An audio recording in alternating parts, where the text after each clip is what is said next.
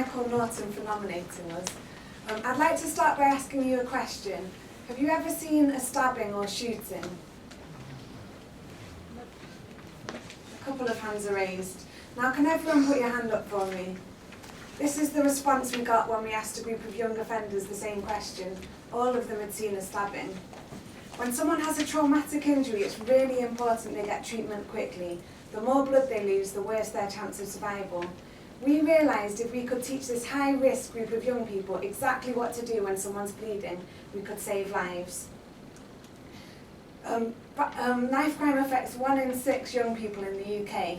In Europe, violence is the 3rd leading cause of death of young people. Some of these young people are dying needlessly because those around them don't know what to do, they panic, don't call for help or deliver simple first aid. StreetDoctors is a group of over 120 volunteer doctors and medical students who partner with local youth offending teams and youth clubs to teach teenagers from tough backgrounds vital first aid skills. We teach young people what to do when someone's bleeding and what to do when someone's unconscious. We harness the skills, enthusiasm and expertise of volunteer medics and enable them to go into their local community to teach young people vital first aid. We use first aid as a vehicle to engage with young people, to increase their skills and confidence, and also to open up a discussion about the consequences of violence, like colostomy bags or paralysis. Often teaching first aid can act as a catalyst to get young people to change their attitudes and behaviour towards violence. We know of 3 cases where young people have used the skills we've taught them to save lives. On 2 occasions when someone had been stabbed, and the 3rd occasion this time last year when a young man's uncle collapsed and turned blue in front of him. He wasn't breathing. The young man delivered CPR and got his mum to phone an ambulance, and his uncle survived an out-of-hospital cardiac arrest, which is quite rare.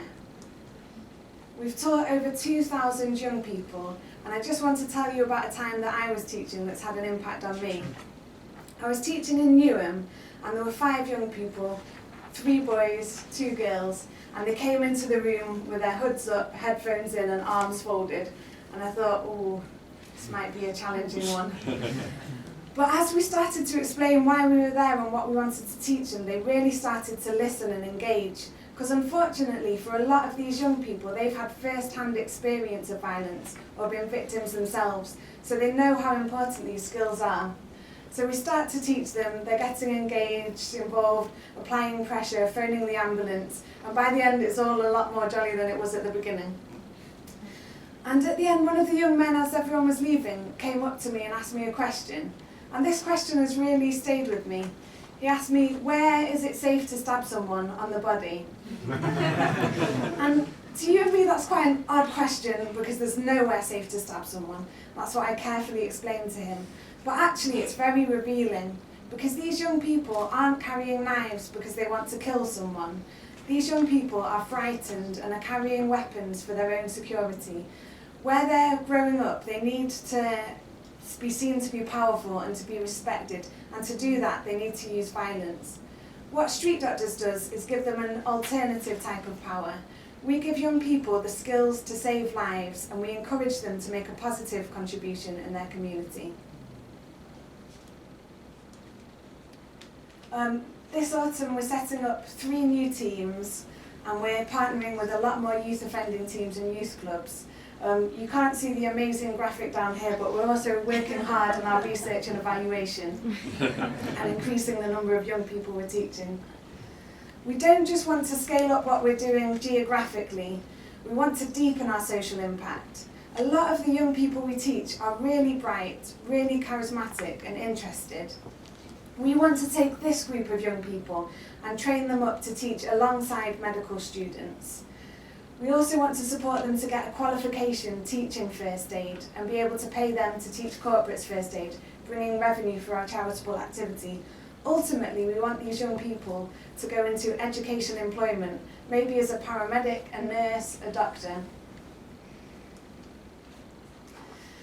What we need, at the moment we have 120 volunteers teaching in 5 cities across the UK, and we only have 1 member of staff. That's really the bottleneck in terms of delivery. We need to be able to support our volunteer teams better. So today we're asking for a contribution towards a second member of staff. That will release me to be able to do more of the things that I'm good at, which is working with the volunteer teams and optimising local delivery. With your support, we can provide better support for our volunteer teams. We can also create a more sustainable organisation. I'll have more time to focus on income generation from the youth offending teams and fundraising.